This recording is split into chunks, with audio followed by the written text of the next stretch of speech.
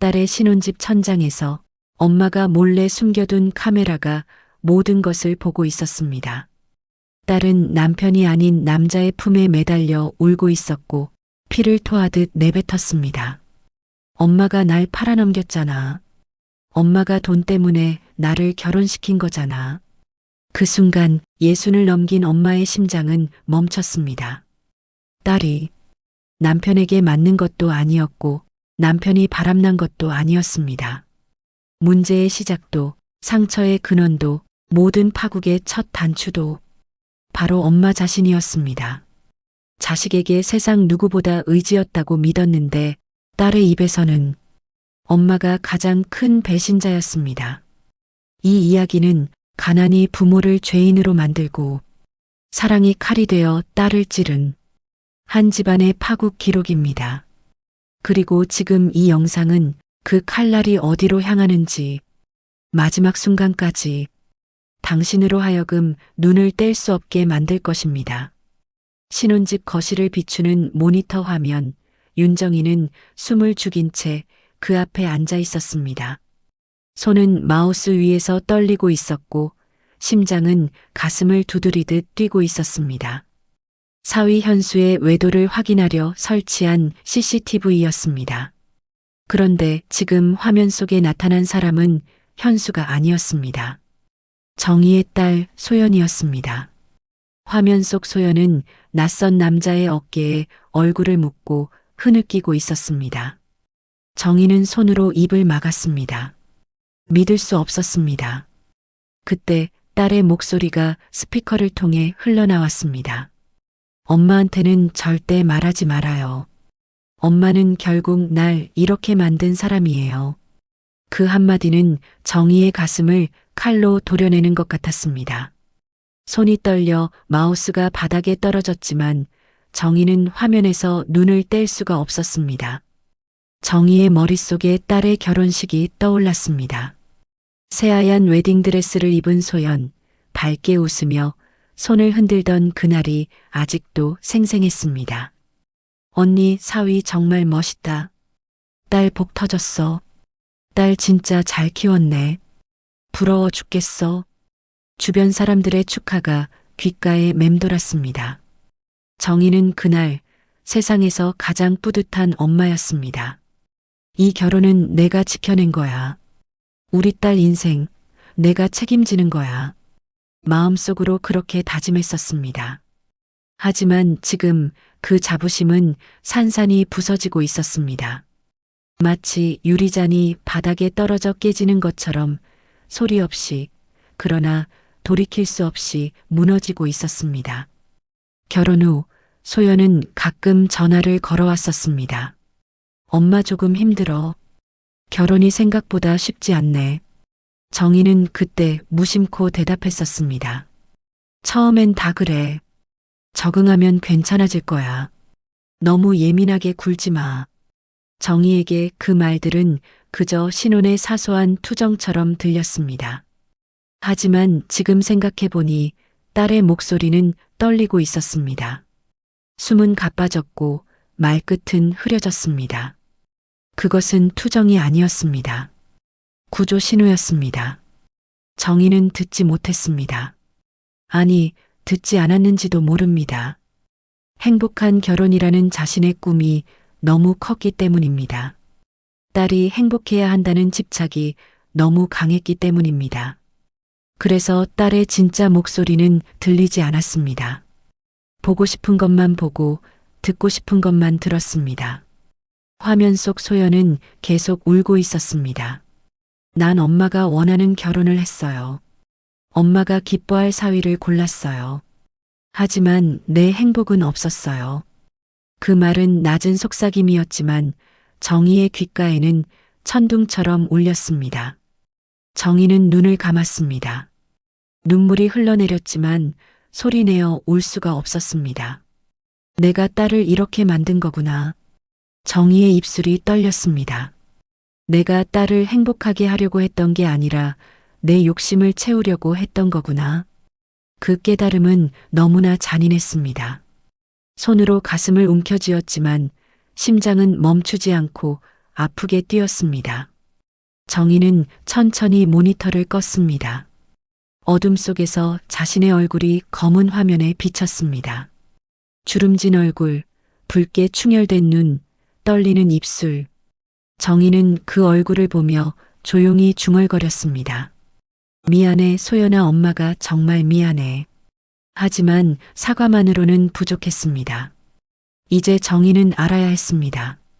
딸에게 무슨 일이 있었는지, 왜 딸이 낯선 남자의 품에서 울고 있는지, 그리고 이 모든 것이 어떻게 시작되었는지를. 정희는 떨리는 손으로 노트를 꺼내 들었습니다. 이제부터 진실을 찾아야 했습니다. 딸을 위해서가 아니라 자신의 잘못을 바로잡기 위해서.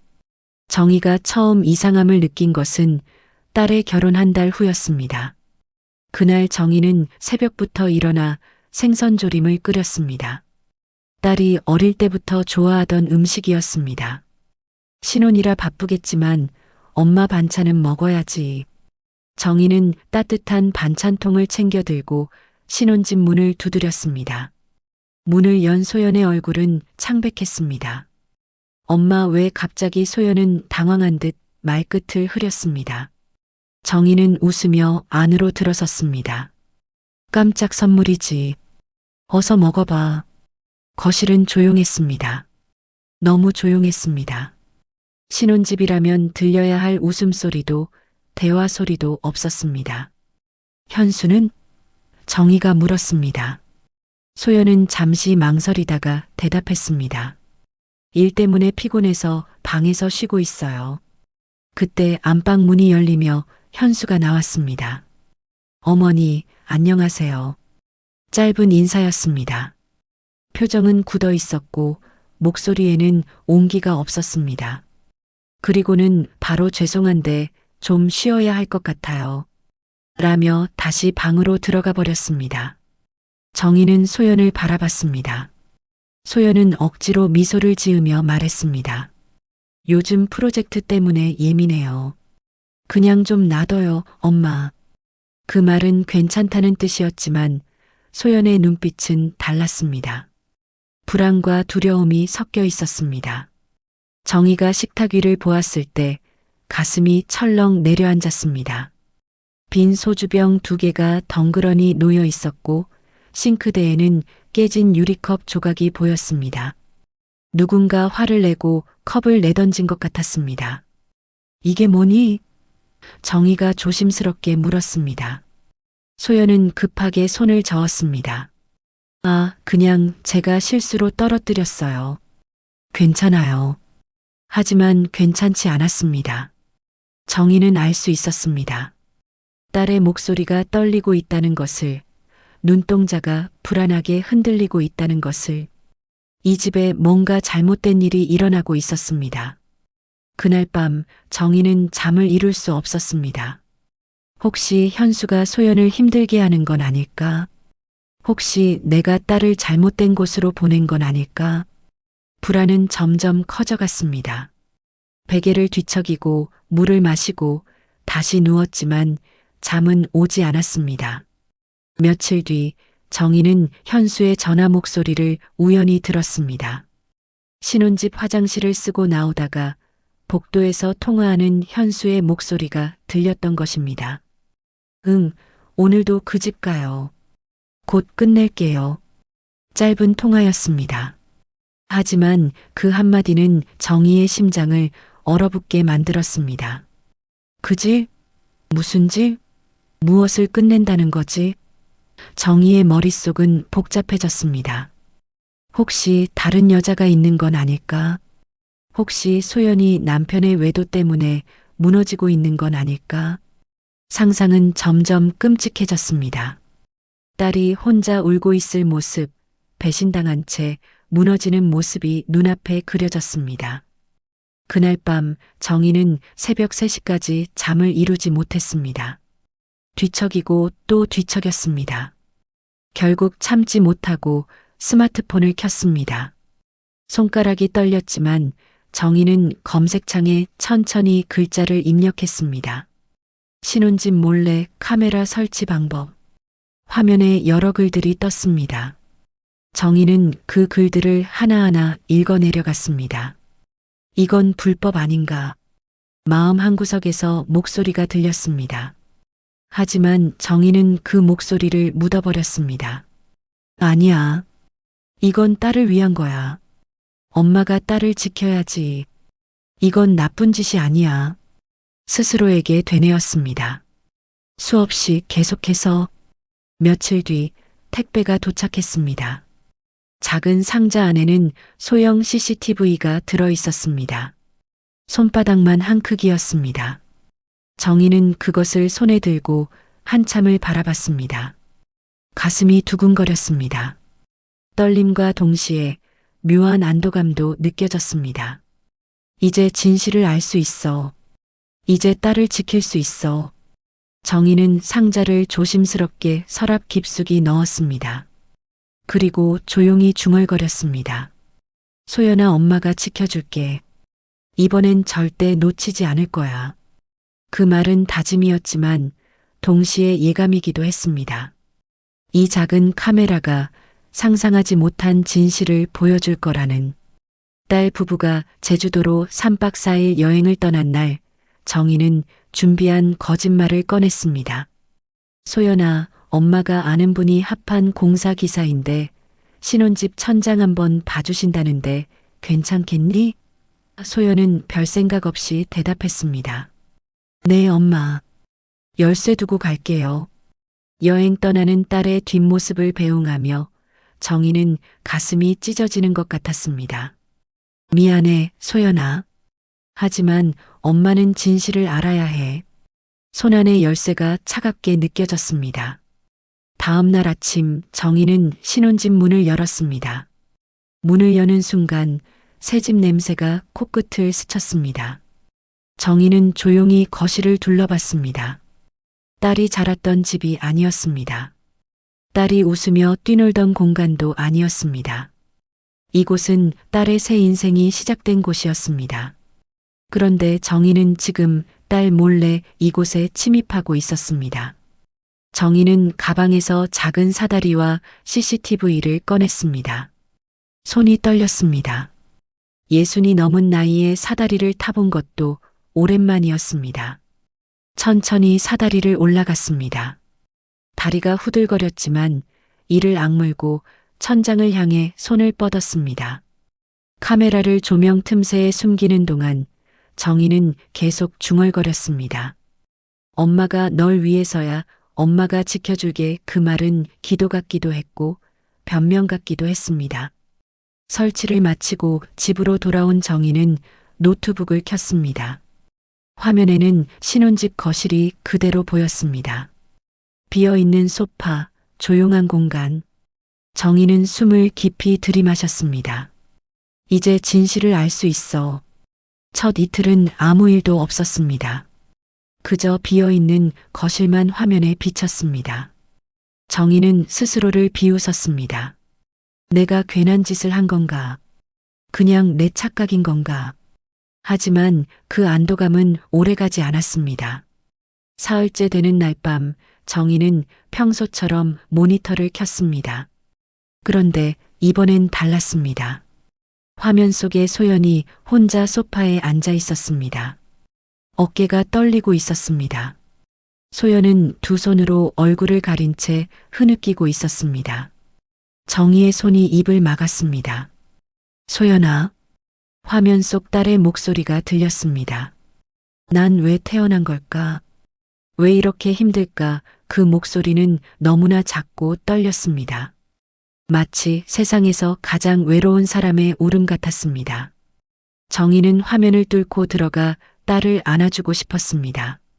하지만 할 수 있는 건 아무것도 없었습니다. 그저 화면을 바라보며 눈물을 흘릴 뿐이었습니다.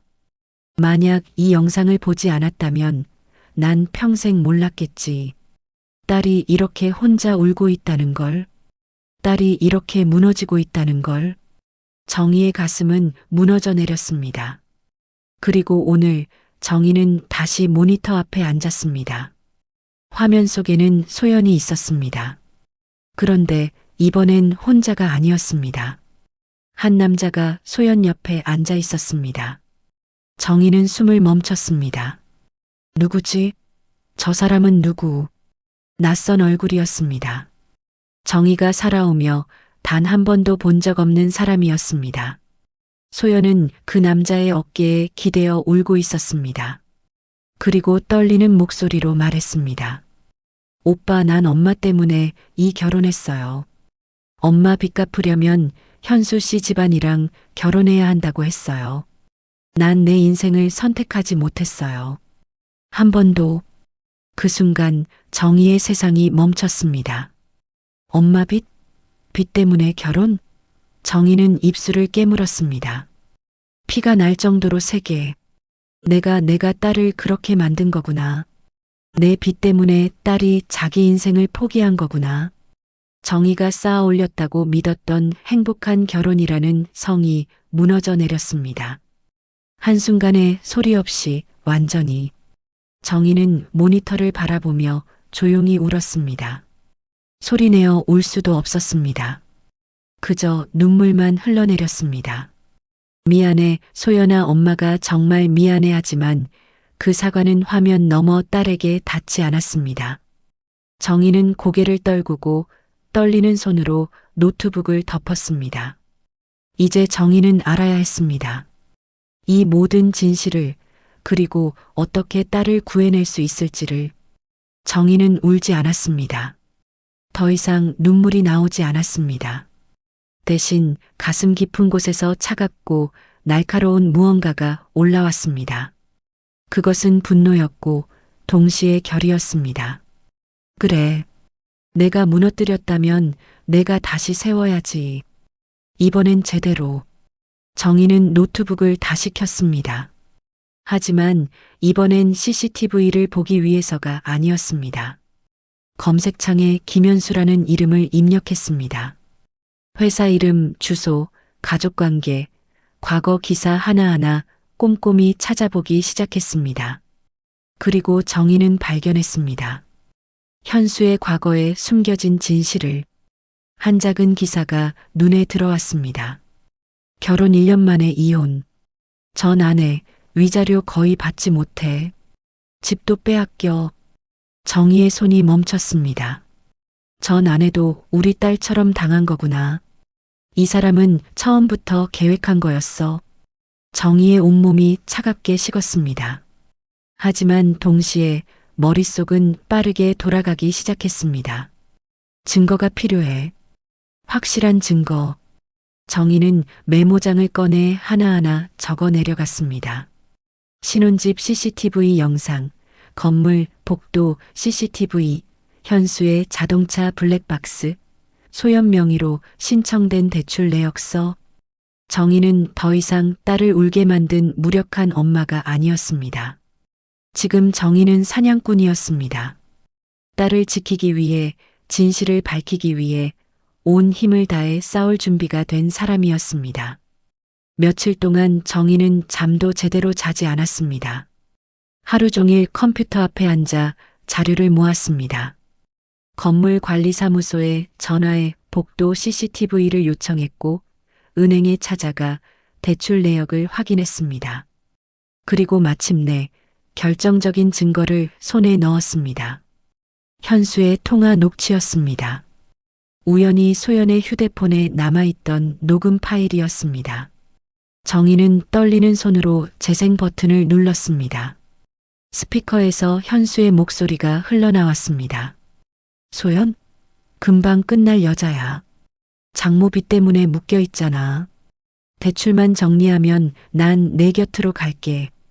조금만 기다려. 그 목소리는 너무나 태연했습니다. 마치 사람의 인생을 물건처럼 계산하는 듯 했습니다. 정희는 주먹을 쥐었습니다. 손톱이 손바닥을 파고들었지만 아픔은 느껴지지 않았습니다. 얼굴 위로 주름이 더 깊게 파였습니다. 그 주름은 세월의 흔적이었지만 지금은 전쟁터의 상처처럼 느껴졌습니다. 이제 충분해. 이제 딸을 구할 수 있어. 정희는 전화기를 들었습니다. 그리고 소연에게 전화를 걸었습니다. 소연아, 엄마야. 신혼집으로 와줄 수 있니? 너한테 보여줄 게 있어. 다음 날 소연은 불안한 얼굴로 신혼집에 도착했습니다. 정희는 이미 거실에 앉아 기다리고 있었습니다. 노트북 화면에는 모든 증거가 준비되어 있었습니다. 엄마, 무슨 일이에요? 소연이 물었습니다. 정희는 천천히 화면을 돌렸습니다. 그리고 하나하나 보여주기 시작했습니다. 현수의 통화 녹취, CCTV 속 소연의 눈물, 대출 내역서, 전 아내의 증언, 모든 진실이 화면 위에 펼쳐졌습니다. 소연의 얼굴이 하얗게 질렸습니다. 입술이 떨렸고 눈에서는 눈물이 쏟아졌습니다. 엄마, 어떻게? 소연은 말을 잇지 못했습니다. 그리고 마침내 고백했습니다. 엄마, 난 죽고 싶었어. 매일 죽고 싶었어. 그 말은 단순한 고백이 아니었습니다. 그동안 소연이 혼자 짊어지고 살아온 고통의 무게였습니다. 정희는 딸의 어깨를 꽉 잡았습니다. 울지 마. 잘못한 건 내가 아니야. 지금부터는 엄마가 싸울 거야. 엄마가 널 지킬 거야. 바로 그때 현관문이 열렸습니다. 현수가 들어왔습니다. 뭐야, 둘이 무슨? 현수는 정희와 소연을 번갈아 보았습니다. 정희는 천천히 일어났습니다. 그리고 노트북 화면을 현수에게 돌려 보여주었습니다. 봐요. 당신이 만든 지옥이에요. 이제 끝이에요. 정희의 목소리는 차갑고 단호했습니다. 현수의 얼굴이 하얗게 식어갔습니다. 정희는 휴대폰을 들어 올렸습니다. 그리고 경찰 신고 버튼을 눌렀습니다. 딸이 보는 앞에서 딸이 더 이상 피해자가 아니게 하기 위해 경찰이 도착했습니다. 현수는 당황한 채 변명을 늘어놓았지만 정희가 준비한 증거 앞에서는 아무 소용이 없었습니다.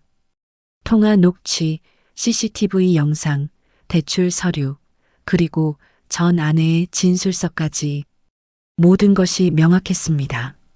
현수는 결국 수갑을 찬 채 경찰차에 실려갔습니다. 소연은 그 모습을 창가에서 지켜보고 있었습니다. 눈물이 흘렀지만 이번 눈물은 달랐습니다.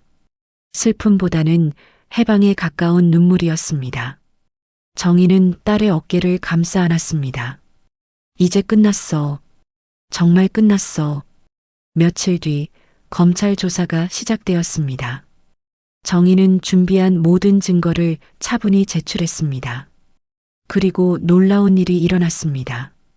현수의 전 아내가 직접 증언대에 나선 것입니다. 저도 똑같이 당했습니다. 빚을 미끼로 재산을 목적으로 이 사람은 처음부터 계획했던 겁니다. 전 아내의 증언은 결정적이었습니다. 현수는 사기 미수, 혼인빙자, 재산 편취 미수 혐의로 구속되었습니다. 법정에서 판사는 엄중한 목소리로 말했습니다. 피고인은 결혼을 수단으로 타인의 재산을 편취하려 했으며 이는 용납될 수 없는 범죄입니다.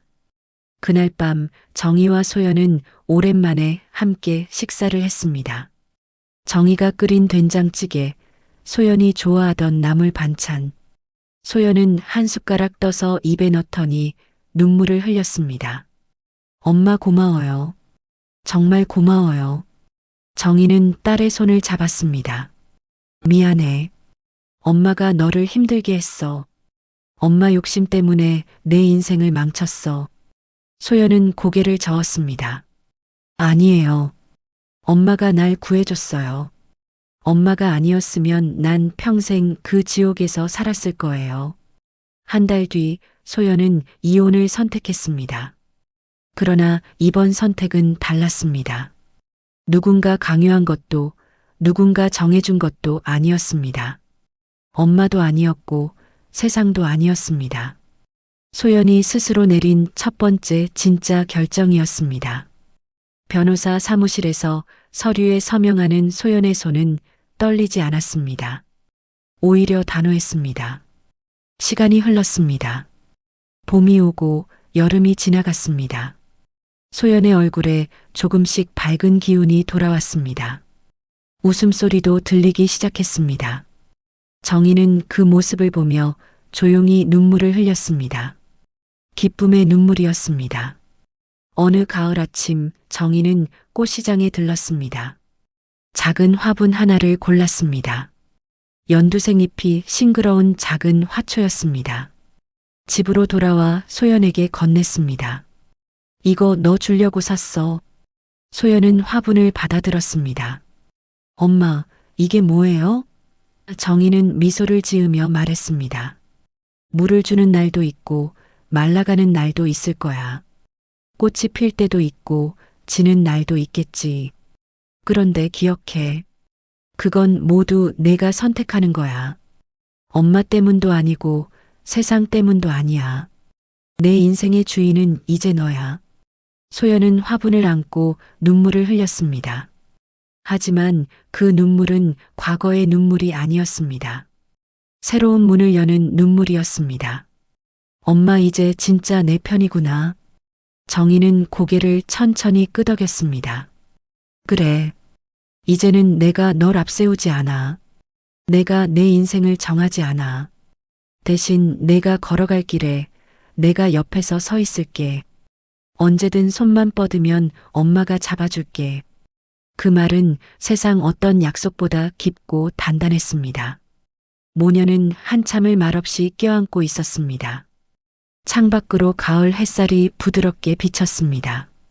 그날 밤 정희는 혼자 거실에 앉아 천천히 눈을 감았습니다. 그리고 조용히 속삭였습니다. 삶은 아직 끝나지 않았습니다. 우리 둘 다 이제 시작입니다. 그 말은 다짐이었고 희망이었고 새로운 출발이었습니다. 1년 후 소연은 작은 카페를 열었습니다. 창가에는 정희가 선물한 화분이 놓여 있었고 그 옆에는 새로 키우기 시작한 화초들이 햇살을 받으며 자라고 있었습니다. 정희는 일주일에 2번씩 카페에 들렀습니다. 딸이 내려주는 커피를 마시며 손님들의 웃음소리를 들었습니다. 어느 날 소연이 물었습니다. 엄마, 후회해요? 그때 CCTV 설치한 거. 정희는 잠시 생각하다가 대답했습니다. 후회는 안 해. 하지만 미안해. 내 동의 없이 했으니까. 다시는 그러지 않을게. 소연은 엄마의 손을 잡았습니다. 괜찮아요. 엄마가 아니었으면 난 여전히 그 지옥에 있었을 거예요.